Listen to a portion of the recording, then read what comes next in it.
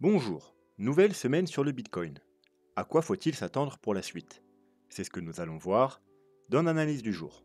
Mais avant de commencer, n'oubliez pas de vous abonner, de mettre un petit pouce bleu et de laisser un commentaire.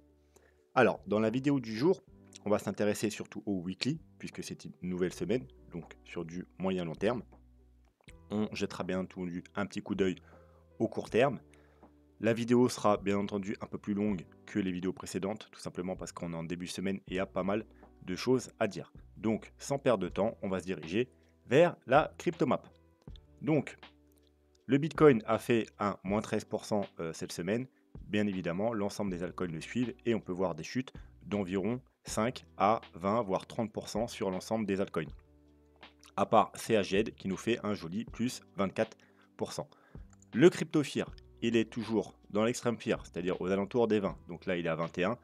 Donc, il n'y a rien de spécial pour le moment. On va pas s'attarder dessus. Le dollar, quant à lui. Alors, le dollar, toujours la même chose hein, depuis plusieurs semaines. Il est toujours dans une tendance haussière et on attend un retournement de tendance, au moins daily, chose qu'on n'a pas pour le moment. Alors, il s'est fait bloquer ici aux alentours des 110 dollars, donc un peu chiffre rond psychologique, mais également le haut de la zone de rechargement de short. On va passer en weekly. Voilà, la zone de rechargement de short, donc le grand rectangle rouge de tout le gros mouvement baissier qu'on a ici. Et actuellement, on est dans la zone de rechargement de short, dans une zone de rechargement de short. Pourquoi? Parce qu'après le top qu'on a fait ici, on a fait une petite correction. Et là, on est dans le petit rectangle, c'est-à-dire la zone de rechargement de short de ce mouvement. Donc c'est plutôt une bonne position pour une rechute. C'est-à-dire que là, ce serait le moment pour lui de rechuter, pour dire que ce petit mouvement, cette petite correction, c'est que le début d'une plus grosse correction. Voilà, on fait une vague 1, une vague 2 qui vient rechercher la zone de rechargement de short, et on redescend. Bon, pour l'instant, c'est pas fait, bien entendu. Si on repasse cette zone de rechargement de short, il faut s'attendre à aller faire, encore une fois, des nouveaux plus hauts, sûrement une nouvelle vague haussière. Si par contre, on est rejeté de ce niveau, donc là, vous voyez que pour l'instant, depuis plusieurs jours, il consolide dans cette zone de rechargement de short. Ça fait 1, 2, 3, 4, 5 jours qu'il consolide. On a eu plusieurs rejets ici. Donc, il faudra attendre la résolution tout simplement de cette petite consolidation. Si on repart à la baisse, c'est plutôt bon signe. Donc, rejet de la zone de rechargement, de la double zone de rechargement de short. Bien évidemment, ensuite, il faudra casser ce bas-là pour avoir un plus bas et un plus haut plus bas également, parce qu'on aurait un plus haut ici plus bas. Et du coup, on pourrait inverser la tendance haussière au moins journalière, qui pour l'instant est haussière, puisqu'on fait toujours des plus hauts et des plus bas également. Voilà, donc nous ce qu'on veut, c'est voir des plus hauts plus bas et des plus bas plus bas. Donc il faudra bien évidemment être rejeté de ce niveau, pas faire de nouveaux plus hauts, et ensuite casser ce bas-là. Voilà, pour instaurer une tendance daily baissière et avoir droit à une plus grosse correction et espérer du coup laisser respirer les marchés traditionnels et les cryptos et peut-être avoir une hausse conséquente sur les autres marchés. Voilà, pour l'instant, rien n'est fait. On attendra la résolution de cette petite consolidation. Le Bitcoin. Alors, on va passer déjà en weekly pour avoir une vue un peu plus globale sur ce graphique. Alors, j'ai déjà allégé le graphique hein, pour qu'on y voit un peu plus clair. Donc, on a quoi en vue weekly?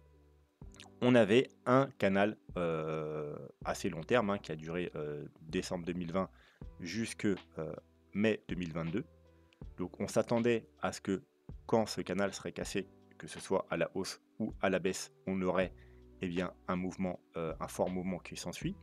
Donc il a cassé à la baisse, donc on s'attendait à un fort mouvement baissier. Je rappelle, les objectifs théoriques de ce canal se trouvent ici, donc environ aux 13-14 000 dollars, qui correspond également aux objectifs qu'on a en cas de chute. Il y a pas mal de choses qui pointent vers ce niveau, notamment si on passe en mensuel. Hop, on peut voir que c'est la clôture mensuelle du top du dernier bull run et également la mèche qu'on a eu ici, donc le top du mini bull run qu'on a eu en juin 2019. Donc niveau de support très important ici aussi, vous voyez clôture en septembre 2020 et également ici.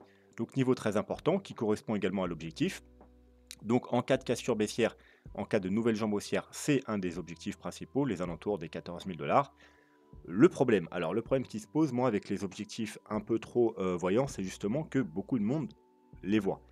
Et que, comme pour les 20 000 $, rappelez-vous, quand on était tout là-haut, je vous avais dit, les 20 000 $, il y a beaucoup de monde qui parlait des 20 000 $. Moi, j'y crois pas. Qu'on vienne aux 20 000 $ et ensuite to the moon aux 200 000 $ et que tout le monde fait un x 10, c'est clairement pas possible. Le marché, il ne fait pas ce genre de cadeau. Donc, je vous avais dit, il y a deux solutions. Soit on n'ira pas aux 20 000 $, on s'arrêtera un petit peu avant, par exemple aux 21 000 $, 22 000 $, ou soit tout simplement, on ira en dessous, donc soit légèrement en dessous, comme c'est le cas maintenant. On va repasser en weekly. Voilà, on est parti chercher les 17 000, 18 000 $ à plusieurs reprises. Hein. D'ailleurs, on y est encore là, aux alentours des 18 000 $. Ou tout simplement, on cassera carrément et on ira beaucoup plus bas. Donc pour l'instant, ce scénario-là, il n'est pas encore en place. On est juste pour l'instant dans le scénario où on a été voir légèrement en dessous pour faire peur aux gens, pour les empêcher d'acheter. Mais voilà, en cas de cassure plus profonde, il y a les 14 000 en ligne de mire, mais c'est un peu comme les 20 000 $. Donc soit on ira, si on devait casser à la baisse, soit tout simplement on n'ira pas, c'est-à-dire on peut s'arrêter un peu au milieu de nulle part, là où personne n'attend, par exemple, je sais pas, aux 16 000 $, ou soit on cassera le niveau pour aller rechercher un peu plus bas, notamment le niveau du 12 000 $, où on a le gros support du volume profile. On va se remettre le volume profile rapidement. Non, c'est pas ici.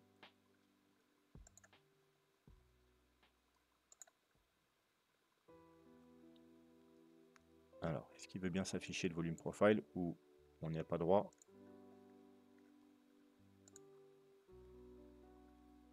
Bon, le volume profile ne veut pas s'afficher. Bon, c'est pas grave, je vous l'ai déjà montré dans toutes les autres vidéos précédentes. Donc, on a un très gros, en dessous ici, on a un gros creux en dessous des 18 000 $ sur le volume profile. On a un léger support justement aux 14 000 $, mais le plus gros support est aux alentours des 12 000 $. Voilà, on a également, on va passer sur l'autre graphique, un gros support ici au niveau graphique entre les environ entre les 10 000 justement et les 14 000 $. Vous voyez, c'est tout ce support là, notamment les 10 500 $, où on a été rejeté ici, ici. Alors il y a des bougies ici, on a été rejeté sur la mèche ici, on a été rejeté ici, on a été rejeté plus ou moins deux fois ici. Ensuite, on a été plus ou moins, on l'a cassé ici, on est venu faire un pullback dessus et on est reparti à la hausse. Donc niveau très important, on pourrait même baisser un petit peu, hein, voilà, hop, voilà, jusqu'à ce niveau, c'est encore mieux. Voilà, donc gros niveau de support entre les 10 et les 12 000 $. Voilà, tout ça pour dire que en cas de cassure, évidemment, 14 000 $, c'est un gros objectif, mais un peu trop voyant, donc il y a de fortes chances qu'on s'arrête avant ou qu'on aille un peu plus bas. Voilà, alors ça, bien évidemment, c'est seulement si on a une nouvelle jambe baissière. Donc pour l'instant, vous pouvez voir que on est depuis le mois de juin, tout simplement, dans un gros range, hein, le gros rectangle bleu qu'on a là, on va même passer en daily. Voilà, on a un gros range. Alors ça peut être bien évidemment une période d'accumulation ou également, malheureusement, une période de redistribution. Donc qui dit redistribution, dit chute par derrière. Donc tant qu'on n'a pas cassé le bas ou le haut, on n'aura pas la suite des événements. Alors, plusieurs scénarios possibles. On pourrait, hein, comme on a fait un petit peu là ce matin, faire un petit fake out et repartir à la hausse. Vous voyez, ce matin, enfin aujourd'hui, on a fait une petite mèche en dessous, encore une fois, pour faire peur aux gens. Et on est remonté vite. Donc on tient ce support, hein, on l'a tenu une fois, deux fois, trois fois, quatre fois, 5 fois, 6 fois, 7 fois. Donc c'est la 8e fois, je vous rappelle, plus on tape un support, plus il y a de chances quand même qu'il casse.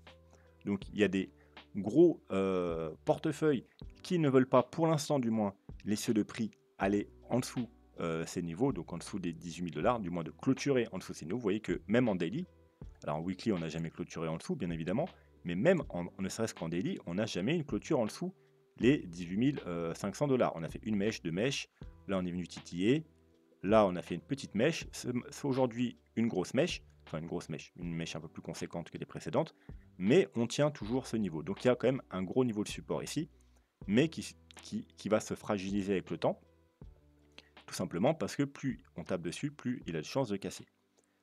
Quoi qu'il en soit, il doit y avoir pas mal de liquidités du coup qui traînent juste en dessous. Donc on va se mettre un petit, voilà, un petit rectangle ici, à venir chercher tout simplement parce que ça fait quand même depuis le mois de juin, donc juin, juillet, août, septembre, ça fait maintenant 3 mois qu'on vient marteler ce niveau et qu'on tourne autour de ce niveau. Et donc, toutes les personnes, et il y a beaucoup de personnes qui sont en longue, hein, si vous regardez les vidéos de gens qui font de l'order flow, notamment par exemple le trône, vous verrez qu'il y a beaucoup plus de longues que de shorts qui sont ouverts. Ça veut dire qu'il y a pas mal de longues dans cette période d'accumulation ou de redistribution, et qu'il doit y avoir un packet stop qui traîne justement en dessous les plus bas. Donc c'est dans ce niveau-là, dans ce petit rectangle orange. Donc effectivement, ce serait peut-être intéressant de venir au moins chercher cette liquidité, surtout que si on veut faire un beau mouvement haussier, eh bien, il faut que le mouvement il puisse prendre de la force, il faut que le mouvement puisse prendre de la liquidité quelque part, et cette liquidité se trouve ici. Donc, il y a une possibilité, si on casse ce niveau, pas forcément de faire une nouvelle jambe baissière pour aller chercher directement les 14 000 $ ou plus bas, mais juste un petit fake out qui correspondrait pourquoi pas à un spring si on est dans une sorte d'accumulation de Wyckoff. Donc une grosse mèche baissière qui viendrait chercher donc un peu plus bas les 17 000 voire les 16 000 $, qui serait vite réintégrée. Donc si ça se passe ça, ce serait extrêmement bullish. Donc si vous voyez une grosse chute, donc une sorte de grosse mèche de capitulation, et qu'ensuite on réintègre rapidement au-dessus, ça veut dire rapidement, on en délie, hein, un jour ou deux après, enfin, en quelques heures ou quelques jours, on réintègre ce niveau, ce serait quelque chose d'extrêmement bullish, et on aurait peut-être un spring, et du coup, voilà, on pourrait peut-être ensuite repartir à la hausse. Si par contre on commence à s'installer en dessous de ce niveau, par exemple si on a des clôtures weekly en dessous de ce niveau, là par contre il faudra s'attendre bien évidemment à une nouvelle vague baissière. Voilà, donc ça c'était pour le graphique simple, le graphique que vous voyez que j'ai bien nettoyé pour qu'on y voit un peu plus clair. Maintenant on va aller voir du côté, eh bien peut-être on va quand même jeter un œil à ce qui s'est passé en 4 heures. Vous voyez en 4 heures ce qui s'est passé. On a donc notre fameux niveau des 18 000, environ 500-600 $. Hop, on a fait une mèche, un petit fake out, et directement, on est revenu très rapidement. Donc ça a été très rapide, hein. Vous voyez, quand il y a un fake out, on ne vous laisse pas le temps d'acheter, hein. Et ça sera pareil sur un gros time frame. Si on devait casser ce niveau sur les plus gros time frames, pour réintégrer, hein, si ça veut dire si ce serait juste un fake out, on ne vous laisserait pas le temps d'acheter. Il y aura sûrement peu de monde qui achèteront. Donc, on a à plus court terme une petite trendline, voilà, qui commence ici. On est venu la taper à plusieurs reprises là, et là, on est pratiquement venu la toucher. Donc, ça pourrait être un signal court terme, et je dis bien court terme, hein, si on cassait cette trendline. Voilà, mis à part ça, on n'a pas grand-chose. On peut aller jeter un coup d'œil sur les indicateurs 4 heures. Au niveau du RSI, on n'a pas de divergence. Alors, on avait, vous voyez, un lot de divergence ici. 1, 2, enfin 1, 2, on avait une double divergence qui a entraîné cette hausse. Malheureusement, on a été rejeté par la zone de rechargement de short. À plus court terme, ici, on avait une petite série, comme on a eu ici, sauf en 1 heure, de divergence haussière. Vous voyez, tac, tac, tac, divergence haussière. Ce qui nous a entraîné une petite hausse, mais une petite hausse vraiment insignifiante. Enfin, de 1000 $, hein, on est passé de 19 200 à 20 200, grosso modo. Mais pareil, on n'a pas validé le mouvement, on n'a pas réussi à repasser au-dessus. Vous voyez, vous pouvez mettre une petite ligne là.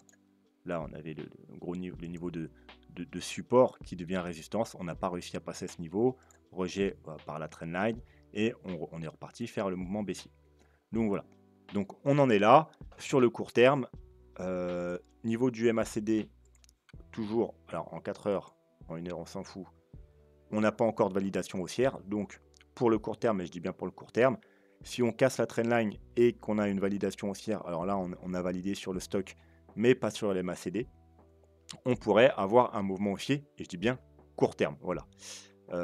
Mis à part ça, on n'a pas grand chose, donc on va passer tout simplement à l'analyse weekly qui sera quand même plus intéressante. Donc on a quoi sur notre fameux graphique weekly? Donc on a toujours la petite trait orange qu'il a, c'est notre niveau de support avec les mèches, mais pas les clôtures en dessous. On a un canal haussier long terme qu'on travaille depuis le mois de juin. Voilà, on est passé en dessous, on est repassé au-dessus, on est repassé en dessous. Là, on a pratiquement retesté. Donc, nouveau rejet. Donc, bien évidemment, Lorsqu'on le réintégrera, ce sera plutôt bon signe. Donc, vu que c'est un canal très long terme, il se regarde même en mensuel. Donc vous voyez, on a fait une mèche, directement on l'a réintégré, mais directement rejet, là, rejet. Donc là, c'est plutôt mauvais signe du point de vue de ce canal. Parce que là, alors le mois n'est pas fini, bien entendu. Il nous reste encore 11 jours, mais si on clôture comme ça nous fait vraiment une bougie de confirmation, parce que là, on a clôturé en dessous. Et là, c'est la bougie de confirmation. Ça nous ferait une bougie de confirmation avec rejet, avec pullback et rejet du canal long terme. Donc, ancien support devient nouvelle résistance. Donc, ce serait plutôt mauvais signe si on clôture en dessous des 24 000 $ à la fin du mois. Ça voudrait peut-être dire qu'on aura droit, bien entendu, à une continuité de la chute. On a également les niveaux d'achat qu'on avait sur les précédents bull run, c'est-à-dire les rectangles verts qui correspondent au Fibo 0,236, 0,382 en logarithmique. On les a tenus, c'est là qu'on est venu s'arrêter bottom dans les 1, 2, 3 précédents bear market. Mais malheureusement, vous voyez que pour l'instant, on est en dessous. Donc on a fait un fake out, réintégré, mais encore une fois, ce mois-ci, si on clôture en dessous, c'est plutôt mauvais signe. Et donc, on ira peut-être rejoindre des targets plus basses. Donc, les targets plus basses, ça peut être notamment, plutôt que de regarder les retracements FIBO, les retracements en pourcentage. Et si on s'en tient à l'évolution des bear markets, vous voyez qu'à chaque fois, on a un bear market légèrement plus faible que le précédent. Donc, on a commencé à 94% de chute, 87, 84.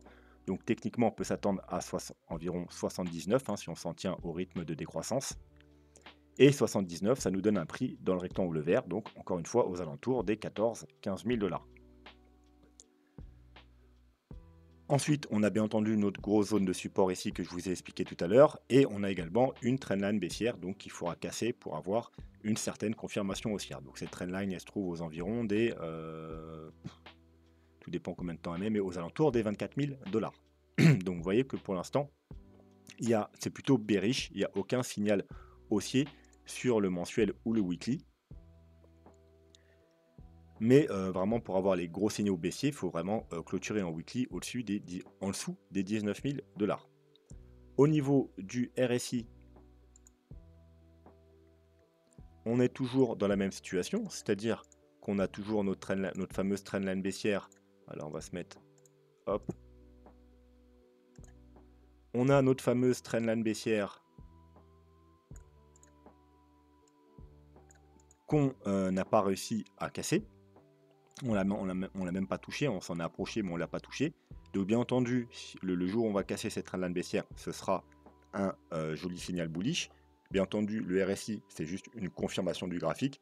Donc sur le graphique, il faudrait au moins repasser le niveau des 0,382, c'est-à-dire les 20 000 $, voire la trendline et le canal, ce serait quand même un peu plus sûr. En plus, vous voyez là, on a une double. Si on devait faire remonter comme ceci, voilà, ici, ce sera un gros signal parce qu'on on repasserait au passage au-dessus du canal et de la trendline baissière. Donc double cassure de résistance, c'est un bon signal haussier. Si en plus il y a confirmation sur le RSI, eh bien tout est bon. Mais pour l'instant, on n'a pas du tout ça. Donc il faudra être un peu patient. On a toujours notre potentiel divergence haussière qui est là. Je dis bien potentiel puisque pour valider la divergence haussière weekly, il faudra casser ce niveau-là. Voilà, pour valider la divergence. Voilà, là, on fait un plus bas. Alors, on va s'enlever le graphique. On fait bien un plus bas. Pour voir les divergences, vous mettez ici. Ça enlève les bougies parce que le RSI, il prend en compte les clôtures. Et vous voyez bien qu'on a... alors, la semaine dernière, d'ailleurs, on n'a pas clôturé, mais cette semaine, on a bien clôturé en dessous de ce niveau, c'est-à-dire des niveaux du mois de juin. On n'a pas été plus bas en mèche, parce que là, on a fait une grosse mèche, mais on a clôturé. Vous voyez, on a fait une grosse mèche, mais si on ne tient pas compte de la mèche, on a bien clôturé en dessous ces niveaux. Par contre, sur les RSI, vous pouvez voir qu'on est clairement plus haut. Donc, on a une belle divergence haussière. C'est ce qu'on attend, nous, parce que nous, on a les scénarios d'une flat avec une 1, 2, 3, 4, 5. Donc, on attend une divergence haussière sur la vague 5. D'ailleurs, pour que le scénario se réalise, il faudrait éviter de casser le plus bas ici. On pourrait aller un peu plus bas, chercher ces niveaux-là, mais il faudrait que sur le RSI, on n'aille pas plus bas pour vraiment valider notre scénario. Bref, pour valider la divergence haussière, il faudrait casser ce niveau-là. Donc le double top qu'on a ici, ça tombe bien. Encore une fois, ça se cumule avec la trendline. Si on devait casser en même temps le double top ici et la trendline, ça nous ferait un double signal haussier. Voilà. Donc ça, c'est ce qu'on attend comme signaux haussiers par rapport au graphique et au RSI. Maintenant, le MACD, lui, il est toujours bullish, hein, il est passé bullish quelque part dans cette zone, quand on a été chercher les 25 000 $. Et malgré la chute, il nous a toujours pas donné de signal baissier. D'ailleurs, c'est pour l'instant le seul indicateur qui est bullish, hein, tous les autres, ils sont plutôt bearish. Vous voyez qu'on est venu, on a eu le croisement haussier, on a eu la validation quand on est repassé au-dessus de la zone de survente, un pullback et on repart à la hausse. Et vous voyez que pour l'instant, on n'a aucun signal baissier. Sur le MACD, on a eu le croisement, les belles bougies vertes, et pour l'instant, vous voyez qu'on n'a pas de signal baissier. Donc, il n'y a pas de confirmation baissière. Donc, c'est pour ça qu'il faut jamais paniquer et qu'il faut éviter, surtout si c'est pour du moyen long terme, de regarder les petits time frames et se concentrer sur les gros time frames. Sur les gros time frames, ça nous dit quoi? Qu'on tient toujours le gros support, qu'on est toujours dans un mouvement bullish, donc on panique pas. Si par contre on clôture en weekly ici et qu'on a les confirmations baissières, là bien évidemment, il faudra s'attendre à une nouvelle jambe baissière pour aller rechercher potentiellement les 14 000 $, voire les 12 000, voire même 12 500 $. Donc ça, c'était pour le MACD. Au niveau d'Ishimoku, eh bien, comme vous pouvez le voir, depuis qu'on est parti chercher les 48 000 $, on est passé, bien entendu, totalement bearish parce qu'on est passé sous le nuage et sous la Tenkan. On a été rejeté une fois, deux fois, trois fois, quatre fois, cinq fois. Là, léger fake out et on rechute. Là, on reteste, on est rejeté. Là, une petite mèche, on est rejeté. On n'arrive pas à passer la Tenkan, on n'arrive pas à s'installer au-dessus de la Tenkan. Bien évidemment, ce sera un premier signal haussier. Et l'objectif, si on y arrive, ce sera bien évidemment d'aller rejoindre la Kijun. Kijun qui se trouve aux alentours des 32-33 000 $. Voilà. Il n'y a pas grand-chose entre les deux, hein, au niveau d'Ishimoku. On n'a pas de plat de la Greenspan. On a le nuage qui se trouve assez loin. Donc vraiment, et je dis bien juste par rapport à Ishimoku, il y a le champ libre entre les 22 000 jusqu'aux 32 000 $. C'est vraiment l'objectif sur Ishimoku. Si on casse les 20 000 $, ce sera, enfin, en weekly, ce sera les 32 000 $. Voilà, mis à part ça, il n'y a pas grand chose à dire sur Ishimoku. On est toujours très bearish, hein, bien entendu, parce qu'on est en dessous le nuage, en dessous la Kijun, en dessous la Tenkan. Donc, bien évidemment, entre les 22 000 $ et les 32 000 $, il y a d'autres résistances, juste pas sur Ishimoku. Donc, on va les voir par rapport aux moyennes mobiles. Donc, les moyennes mobiles, c'est toujours, et comme je vous avais dit la dernière fois, attention, il y a la moyenne très importante, hein, la MA200, qui précédemment a fait support au précédent bull run. Hein. On a fait des petites mèches en dessous, ici, ici et ici, mais à chaque fois, on tient le support. Là, par contre, on est venu clôturer en dessous. Hop, fake out, rejet. Là, on est venu retester une nouvelle fois. Nouveau rejet. Voilà, bien entendu. Un gros support devient une grosse résistance. Donc, pareil, hein, si on arrive à s'installer au-dessus des 23 000 $, ce sera également un bon signal haussier puisqu'on repassera sur le support. Alors, bien évidemment, à faire attention, il y a également la EMA 21 qui descend et qui va venir se cumuler dans les jours, semaines qui viennent avec la moyenne mobile 200. Donc ce qui rajoutera encore de la résistance. Mais du coup, ce qui fera que si on les passe, ça augmentera l'effet bullish de la chose. Puisque plus on casse une grosse résistance, bien entendu, plus c'est bullish.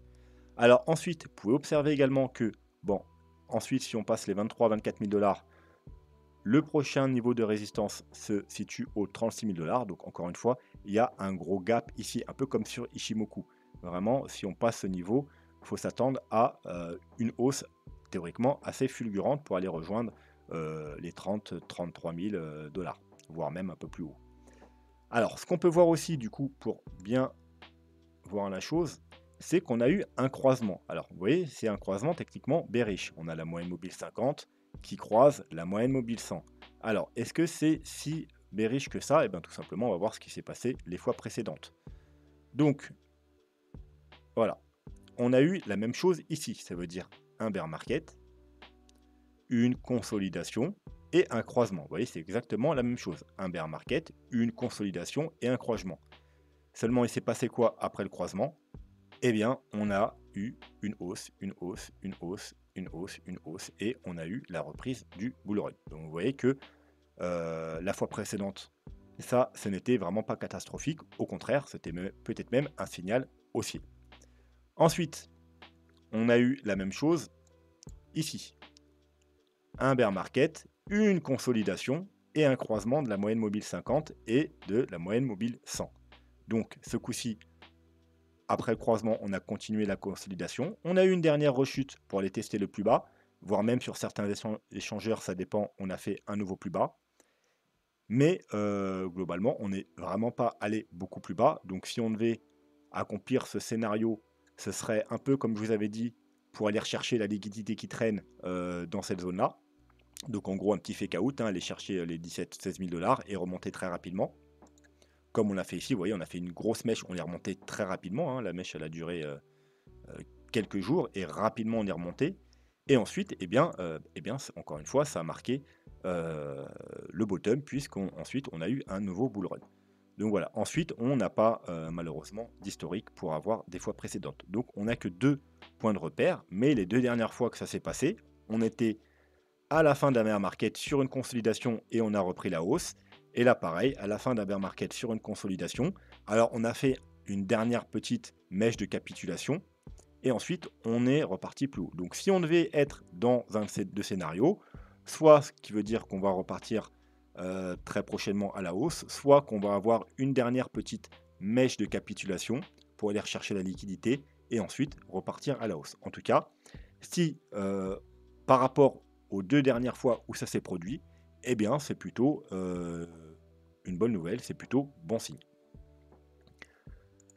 Donc on peut jeter maintenant un coup d'œil au ruban. Voilà, bon bah le ruban, il nous apprend pas beaucoup plus, seulement qu'à ce niveau-là, aux alentours des 24 000 dollars, on a une grosse résistance, que si on casse, eh bien on pourrait rejoindre le haut du nuage, encore une fois, vers les 32 000 dollars, donc ce qui confirme encore le gros niveau de résistance, et que on aura sûrement une grosse hausse entre les 22-24 000 et les 32 000 dollars. Et bien entendu, si on passe les 32 000 dollars, eh bien on repasse bullish.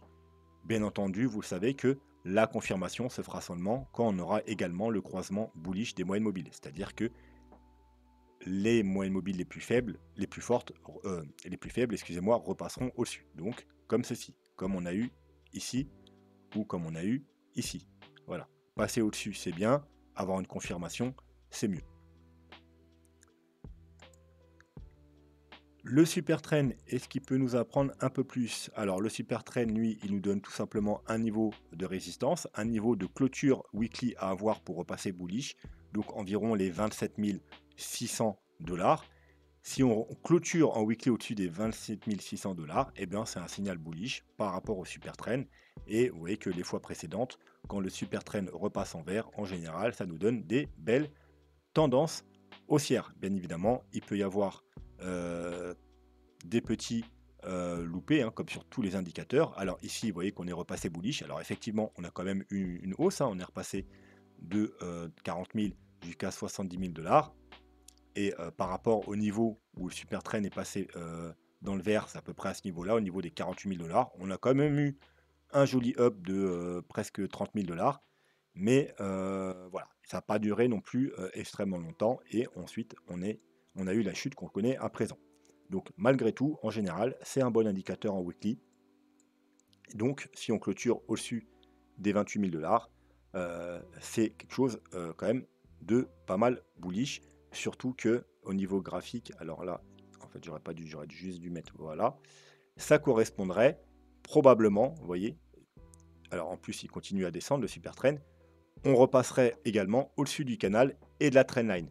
Donc ça serait une confirmation que c'est quand même un fort signal haussier si on recasse les 28 000 dollars. Et pour finir, parce qu'on ne va pas non plus voir 50 000 indicateurs, le Gaussian Channel. Alors le Gaussian Channel, lui, pour l'instant, il ne nous apprend rien. De nouveau, on est toujours sous le canal. Alors vous savez qu'en général, quand on est sous le canal, eh bien c'est une bonne période d'accumulation. Vous voyez, toute la période où on est sur le canal, c'est vous accumulez. Ensuite, c'est un bon un bon moment pour accumuler, pour profiter de la prochaine phase haussière. Pareil ici, pareil ici. Donc là, techniquement, on est dans une bonne période pour accumuler en attendant la prochaine phase haussière. Donc, si vous faites du DCA, c'est un bon moment pour DCA. Si vous n'êtes pas fan du DCA, chose que faudra réfléchir un petit peu parce que c'est une des meilleures méthodes pour investir. Mais bref, il y en a, ils sont pas prêts à voir leur portefeuille stagner ou diminuer pendant plusieurs mois. Donc, je peux le comprendre également. Si vous préférez attendre des confirmations, eh bien, avec le Gaussian Channel, c'est simple. Vous attendez qu'on repasse au-dessus du canal. Vous voyez, ici, ici, ici, ont été des très bonnes confirmations pour des hausses à venir. Et la meilleure méthode consiste même à diviser par rapport au Gaussian Channel, je vous parle, votre investissement au moins en 3 paliers et vous faites des paliers sur chaque niveau. C'est-à-dire que vous achetez un peu ici sur la confirmation ici et encore une fois ici. Et vous pourrez voir que à chaque fois, alors ça ne veut pas dire que ça va se reproduire, on a eu un magnifique pullback sur le haut du canal. Vous voyez qu'on a eu première, deuxième, troisième, hop, pullback sur le haut du canal. On a eu la même chose ici. 1, 2, 3, magnifique pullback sur le haut du canal. Et encore une fois ici, 1, 2, 3, et magnifique pullback sur le haut du canal. Alors, ça ne veut pas dire que ça va se passer de la même façon, mais si ça se reproduit, ici, c'est vraiment un très bon point d'achat. Alors, techniquement, vaut mieux commencer à acheter ici, mais en tout cas, ici, c'est beau. Et ça vous permet que si on recasse, de vous dire que, ok, c'était peut-être juste un fake out. Voilà, donc ensuite, ceux qui ne veulent pas rester coincés dans un trade, parce que c'est pas parce que les 3 fois précédentes, ça s'est bien passé, que ça se passera bien ce coup-ci. Hein, on pourrait très bien repasser 1, 2, 3 et ensuite aller chercher, on sait rien, les 12 000 $. Donc, une méthode pourrait correspondre à vous acheter un peu ici, vous achetez un peu ici, vous achetez un peu ici. Alors, bien entendu, vous attendez les clôtures weekly. Et si on devait recasser ce niveau, et bien tout simplement, vous revendez un tiers que vous avez acheté à peu près au même niveau. Si on recasse ce niveau, vous revendez le tiers que vous avez acheté à ce niveau. Et si on recasse ce niveau, vous revendez le tiers que vous avez acheté à ce niveau. Donc globalement, vous aurez des petites pertes parce que vous n'allez peut-être pas réussir à vendre pile au même niveau, mais ce sera des pertes vraiment infimes comparé à si on devait revenir aux 15 ou aux 12 000 $ et que vous vendiez en panique beaucoup plus bas. Voilà. Donc vous prenez une petite perte, hein, 1 ou 2%, 3%, et ensuite, eh bien, vous attendez qu'on repasse pour re-enclencher la même stratégie. Voilà, donc ça c'est pour le Gaussian Channel, et j'avais dit que c'était fini, mais non, parce qu'on va également aller voir, pour finir, hop, le fameux indicateur qui me donne les bottoms long terme, c'est-à-dire le Ichimoku signal, hein, c'est lié à Ichimoku bien entendu. Donc vous pouvez voir qu'à chaque fois qu'on a du vert, c'est des excellentes périodes pour accumuler du Bitcoin.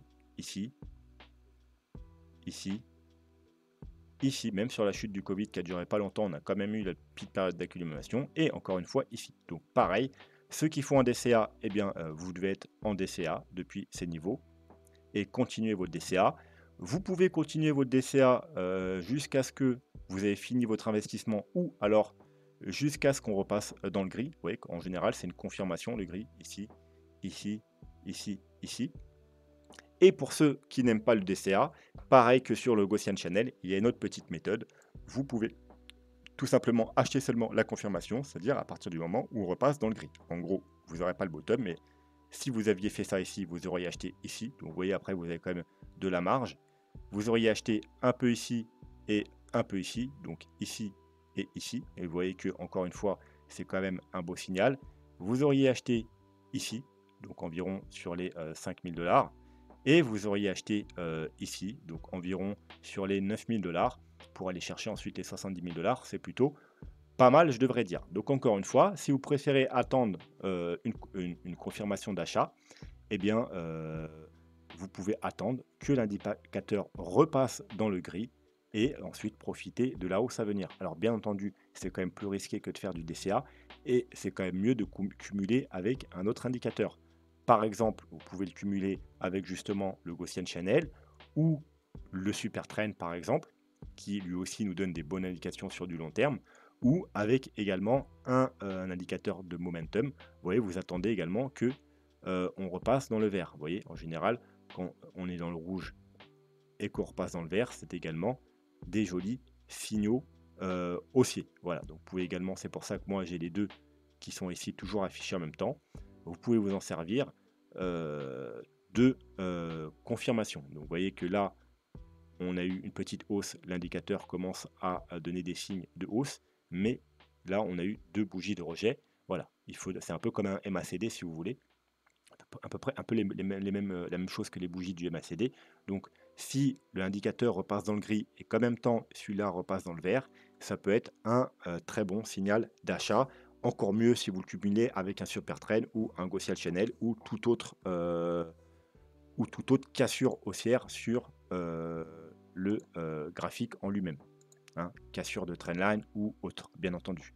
Voilà, plus vous cumulez d'indicateurs, plus ce sera bien entendu fiable. Voilà, et toujours les indicateurs, si vous pouvez les cumuler avec le graphique, parce que normalement les indicateurs c'est des confirmations qui confirment le graphique. Donc les indicateurs seuls, si au niveau du graphique on casse rien, on casse pas de niveau important, donc par exemple les 28 000 $ ou les 32 000 $ ou la trendline ou le canal, ça ne suffit pas. Voilà, il faut également les confirmations bien entendu sur le graphique.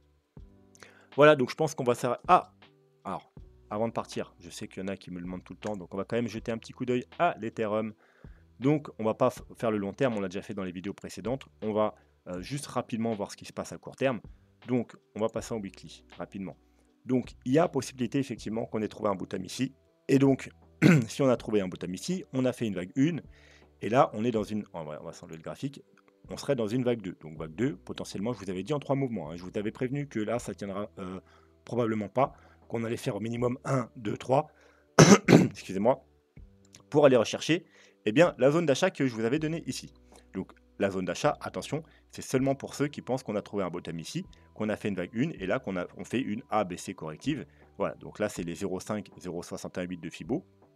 Voilà, donc zone d'achat la plus pertinente. Et ensuite, après la vague 1, on aurait 3, 4, 5, etc. Et on continuerait à la hausse. Alors, seulement, moi, ce qui m'embête, c'est que ici, je compte pas 5 vagues. Hein. Hop, je ne peux pas décompter 5 vagues. Hein. 1, 2, mettons 3, 4, 5, c'est pas bon. Hein. C'est pas bon. Vous voyez, on ne fait pas de divergence ni rien. On est plutôt dans une 1, 2, 3, 1, 2, 3, quelque chose comme ça. Alors, ensuite, en première vague, on n'est pas obligé de faire 5 vagues, bien entendu. On pourrait être dans une leading diagonale, hein, vu que c'est la première vague, donc leading diagonale qui se décompte en 3, 3, 3, ou même de temps à autre, hein, assez rarement, mais ça arrive. Quand on est vraiment dans les toutes premières vagues d'un début de marché, il arrive que même les impulsives commencent par une vague en 3 vagues. Voilà. C'est plutôt rare, c'est pas quelque chose à privilégier, mais ça arrive. Voilà. Donc, on a toujours la possibilité d'être une vague 1, 2, mais moi j'attendrai quand même des confirmations, bien que si vous êtes sûr qu'on a trouvé le bottom ici, et bien là on arrive dans une zone d'achat intéressante. Bien entendu, on pourrait aller un peu plus bas pour aller rechercher les 0,786 qui se trouvent notamment, je pense, au niveau... là, on va vérifier. Voilà, légèrement en dessous de la trendline. Donc, on pourrait aller un petit peu plus bas jusqu'au 1000 $. Notamment également, on a la petite trendline. Je vous rappelle, la trendline, hop, c'est quand même... Alors, j'appelle ça une petite trendline, mais c'est pas du tout une petite trendline. C'est une trendline haussière long terme qui prend en compte les deux points les plus bas sur l'Ethereum. Voilà. Donc, ça peut être également, si on y va, un niveau d'achat intéressant. Alors attention, c'est une droite très long terme, donc ça se regarde en weekly ou en mensuel. Donc bien évidemment, en daily, on pourrait aller en dessous, mais l'important, c'est les clôtures weekly et mensuelles. Si vous voyez qu'on est en dessous et qu'ensuite on réintègre rapidement, ça peut être un très bon signal d'achat. Bon, sinon à court terme, on a une sorte de petit canal baissier. Voilà, donc ça pourrait être également, sur du court terme bien évidemment, un bon signal de retournement, du moins pour un petit rebond, si on cassait le haut du canal. Voilà. Sinon, là, vous voyez que après être venu toucher les 0,5, on a fait un petit rebond, mais là, on est en train de réintégrer. Donc, à voir comment on va clôturer la journée. Si on clôture en dessous, on pourrait aller rechercher tout simplement les 0,168 aux 1200 $ et par peut-être la même occasion le bas du canal. Voilà, donc ce sera tout. On reparlera de l'Ethereum dans la semaine, vous inquiétez pas. C'était juste pour vous faire un mini update. Sur ce, on va se laisser là parce que je pense que la vidéo est déjà assez longue. N'hésitez pas à vous abonner si c'est déjà fait, à mettre un commentaire pour soutenir la chaîne, un petit pouce bleu également. Et je vous retrouve probablement demain pour une nouvelle analyse. Sur ce, je vous dis à bientôt. Tchuss.